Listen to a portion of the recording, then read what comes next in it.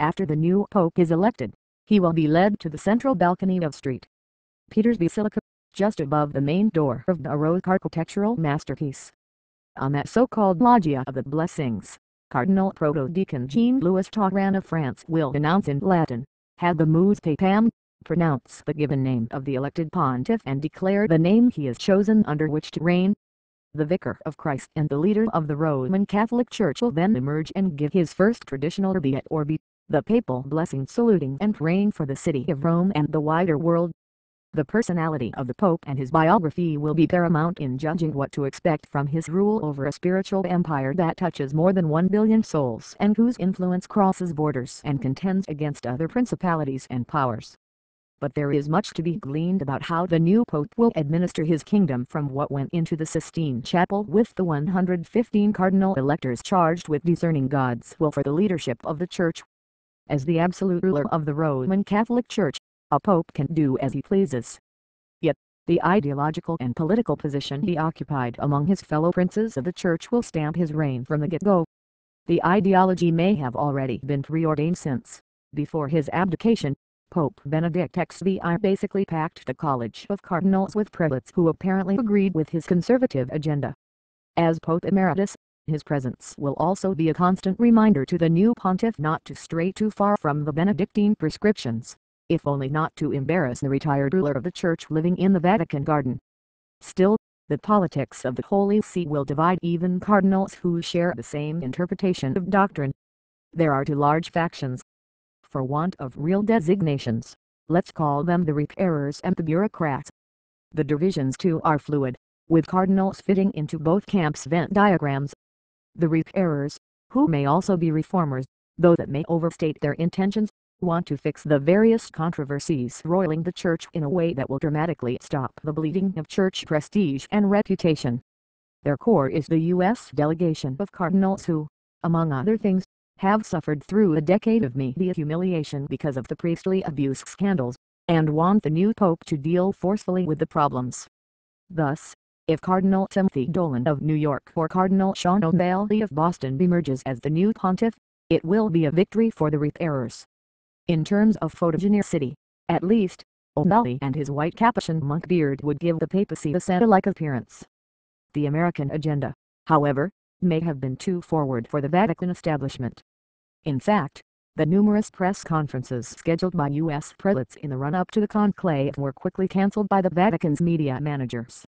In the past as well, American cardinals were automatically, though not officially, eliminated from consideration as popes because of the geopolitical unseemliness of handing the top job of the Church to a citizen of a superpower. The Americans and their allies may thus be banking on an Italian, Cardinal Angelo Scola, 71, of Milan. Scola has the advantage of being perceived as a favorite of the former pope, a distinction made evident by his recent accession to Milan, one of the richest dominions of the Catholic Church. He has a further pedigree. His previous appointment was Patriarch of Venice. 3 popes in the 20th century held that post. Pius X, who was the last pontiff canonized as saint, John XXIII, who convened the Second Vatican Council and its reforms, and John Paul I, the last Italian pope. Oddly enough, a very Italian institution stands in the opposition to the Americans and their agenda: the Curia, the bureaucracy that runs the religious institutions of the Holy See. The genes of the Curia are both physically and spiritually Italian. The word means court, as in royal court, with all the intrigue that connotes, and historically the men who occupied the various departments of the bureaucracy were aristocrats and blood nobility. The sense of privilege, and right to power, continues to this day, even though the holders of the office may no longer be ethnic Italians. Many still are. The bureaucrats aren't averse to dealing with the Church's problems, which include the hydra-headed issue of the Vatican's finances. They just have their own ideas of how to do it, while preserving the power of their offices. Strangely enough, the Curia faction, which has a core of about 39 cardinals out of the 115 electors, appears to be coalescing around a non-Italian, Cardinal Odilo Sper, 63, of Sao Paulo, the largest diocese in Brazil, the world's most populous Catholic country. Of German descent, Sper also happens to have impeccable Curia credentials.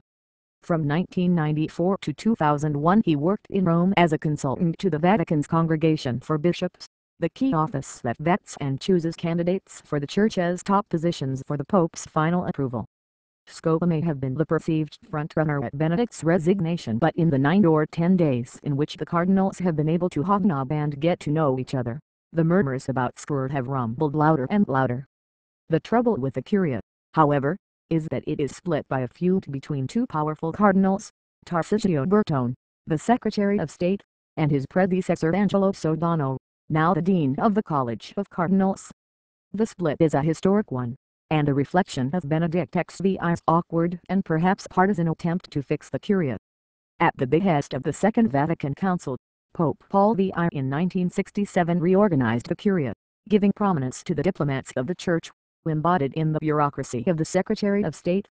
That pride of placement used to belong to the Holy Office, the department that Joseph Ratzinger, the future Benedict, eventually ran. When Ratzinger became Pope, he promoted his deputy in that office, now called the Congregation for the Doctrine of the Faith, to Secretary of State. That would be Bertone. The trans-departmental appointment did not sit well with the diplomats, and Sodano, who had been the stars of the bureaucracy until then. Whether or not the two divisions of the curial faction can get over their differences to establish a cohesive bloc vote for one candidate is the big question. If it isn't Square, they have other cardinals who have similar qualifications, including Peter Iardio, 60, of Hungary, Peter Turkson, 64, of Ghana, Mark Ouellet, 68, of Canada, and Leonardo Sandri, 68, of Argentina, who has the added attraction of being ethnic Italian. Whether the diversity of choices helps or hurts remains to be seen. Turkson's election as the first black man to become pope would electrify the Church, though his chances may have been hurt by perceptions that he or his partisans appear to be campaigning for him. Of course, the cardinal electors may surprise everyone.